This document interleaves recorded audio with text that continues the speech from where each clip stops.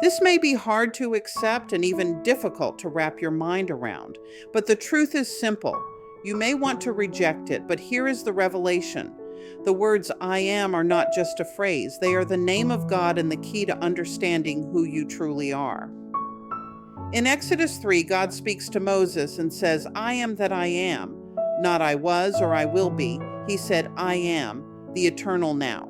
Every time you say I am, you're declaring your connection to the source of all life. It is a source of all things, everything you've ever wanted or prayed for, the peace, the healing, the breakthrough, the provision. It all flows from one source. The Bible says every good and perfect gift comes from above. James 1:17 says, I am the Lord, and beside me there is no other. The question is, if we know the source, why do we beg? Why do we declare and see nothing change? If you believe God and seek God and trust God, you cannot see Him as separate for you.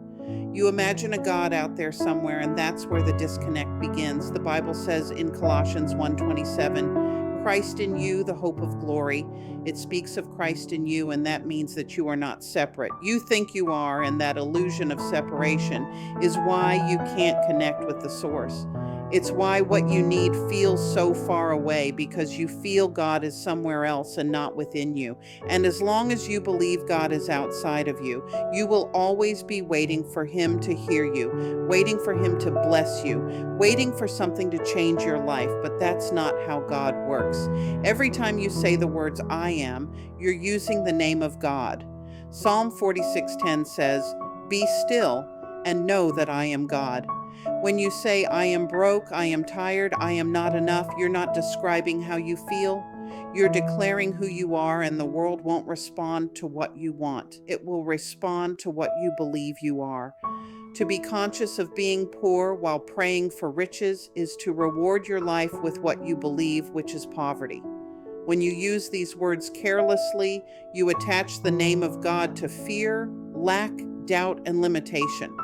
You must issue a spiritual command that says, I am not separate from God and was never meant to be.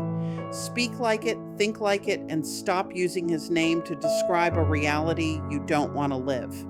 The beginning of power is for you to let go of the notion that God is somewhere far away watching from a distance.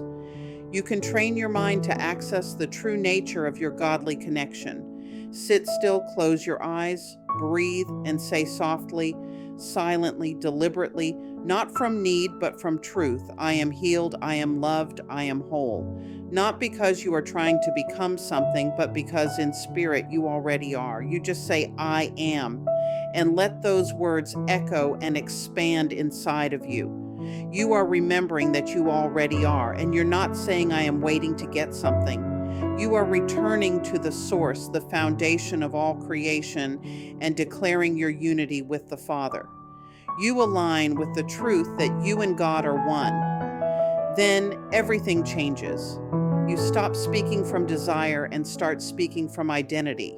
You don't say, I want to be healed, because the moment you say want, you confirm that you don't have it. You place healing as something out there, down the road.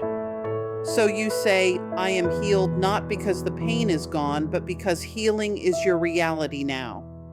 In God, there's no future. There's only now, and you speak from now. You're not waiting for it to happen later, but you're speaking your now because it's already true in spirit, and the world will rearrange itself to reflect that.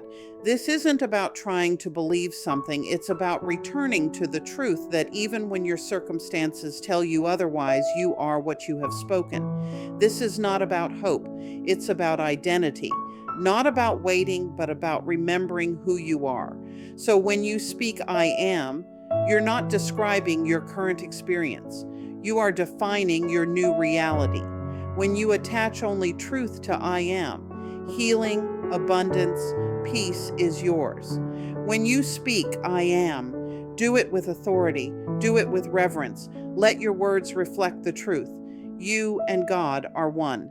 Now carry yourself differently, not with arrogance or false positivity, but with a knowing that says creation is complete. When you walk in this, you bring the vibration of what has already occurred.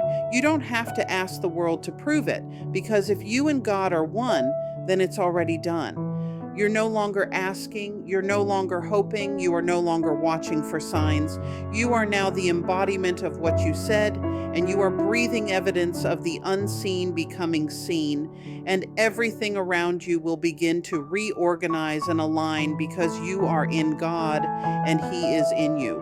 If you've enjoyed this video, please comment, share with someone, and subscribe to our channel. We look forward to sharing more inspired content with you, so hit that like button and the notification bell so you never miss any of our future content.